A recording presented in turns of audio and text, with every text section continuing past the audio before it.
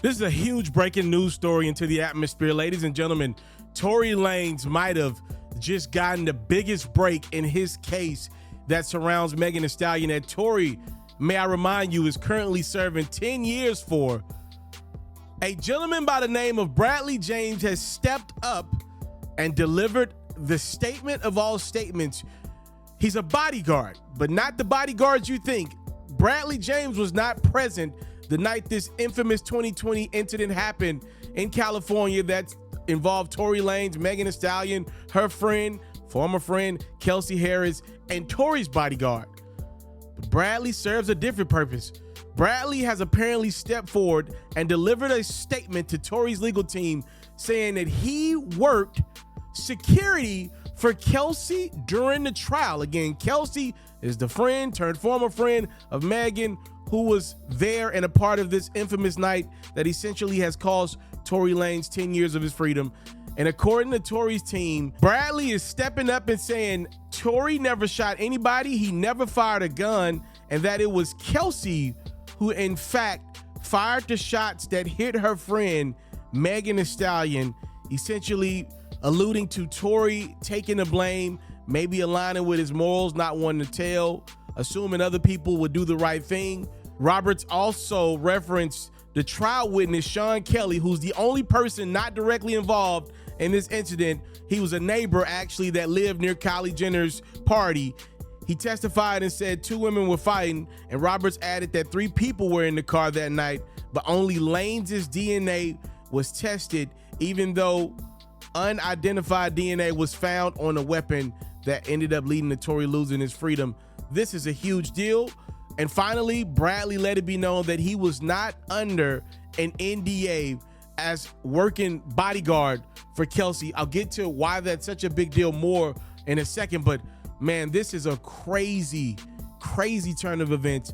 This could be the moment that Tory Lanez gets his freedom back. 1000% this case could get retrialed with this new evidence. Tory had been looking for a break this entire time, and I think he might have just got one. So there's so many different dichotomies and dynamics that I do want to hit at. I do want to say this though, before we get into what we just heard more about, I want to say Tory Lanez is in critical but stable condition. Last update I got, remember, just this week, he was hit, jabbed, stabbed 14 times in a prison in California. We do have more information about the inmate that did said act.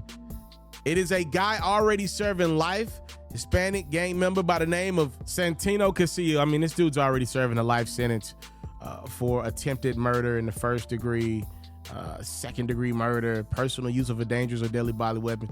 He ain't getting out. I see that he's eligible for parole, but most likely he's not getting out. So, I mean, he's a wash. It does appear that Tory, whatever he was involved in with Mr. Casillo or not, just was simply a victim of prison politics, especially on the West Coast. There does not seem to be this deep connection between Tory and this dude. That's just the life that Tory has been spending behind bars. And he's saying I should not be behind bars, which gets us to this overarching conversation for Tory. So there are so many rumors and rumblings out there. You know, why would Tory's legal team break this news the week that he got stabbed, or why is it all coming out of nowhere? That's all fair, but I want people to understand this, because people will say it's conspiracies and lies. What I would tell you is nothing is ever accidental. My guess is Tory's legal team been sitting on this information for a few weeks, right? And maybe they had a day that they wanted to unveil it to the world, right, where it made sense for their timeline. But when Tory got stabbed, my guess is his legal team was like, we got to do this right now. We got the moment. We got the ball in our hands right now. Let's capitalize on this moment. So it could be a multitude of different things that happen. Could, in all fairness, like the guy is not under an NDA. He worked the bodyguard for Kelsey Harris while she was on trial. Could the guy just had a moment in time where he wanted to do the right thing and have a clear conscience? He heard information between Kelsey Harris discussing her case with her husband. That's absolutely plausible. We just don't hear it. It's not likely, especially coming from places we come from, right? You don't hear people just randomly want to get in somebody else's case for no reason. Stitches get snitches is what I always heard growing up. Could it be the secondary though option? Could it be the dude ain't hear Kelsey say that, but he obviously was her bodyguard? What if Tory and them just called a lick? Listen, we'll never find out the truth about that night. At this point, What if Tory just called Kelsey Harris slipping, which appears to be likely, right? What if the dude doesn't know about he don't know what happened. He didn't hear Kelsey say anything to her husband about the case, right? What if he didn't? And Tory and them found out that this dude went under no NDA, and they astutely was like, if we can get our guy out of jail, our moneymaker, right? Our boy out of jail, out of prison, we gonna use this dude. We'll throw him a little bag, whatever it took behind the scenes to make that happen. That's possible. That's plausible, right? There's so many different scenarios we can paint out how we got to this bodyguard stepping up and stepping out for Tory Lanez. It could be all of them. Nothing's off the table, right? But it could just be the truth.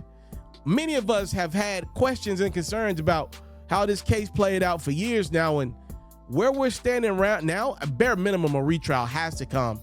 All right, again, I want to salute Unite the People. They were the ones behind this press conference. They were the ones that got the statement from this dude. It's a nonprofit organization that's dedicated to just being better for the community. I want to highlight them. Big news, though. Big news for Tory Lanez. Again, there's also this possibility, if Tory fans, y'all ain't gonna want to hear this, and this is sick, crazy, and off the deep end.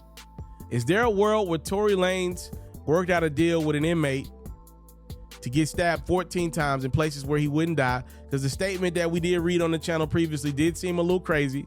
Collapsed lung, all that, and by the end of the day, you're already talking and moving on your own.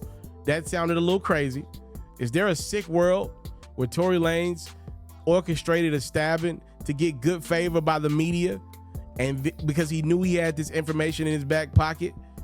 That's very possible. That's possible. You can't rule it out. It's sick, but for your freedom, how sick will you go? Time, love, and support. If you enjoyed this video, make sure you hit the subscribe button, the like button, all that great stuff. Donate to the channel if you have not done so. Super chats are great on YouTube. Facebook, you can give some stars. You can do whatever. You know, I appreciate all the love. If you like the way your boy broke it down, rock with your boy and support the channel. All right, I'm out.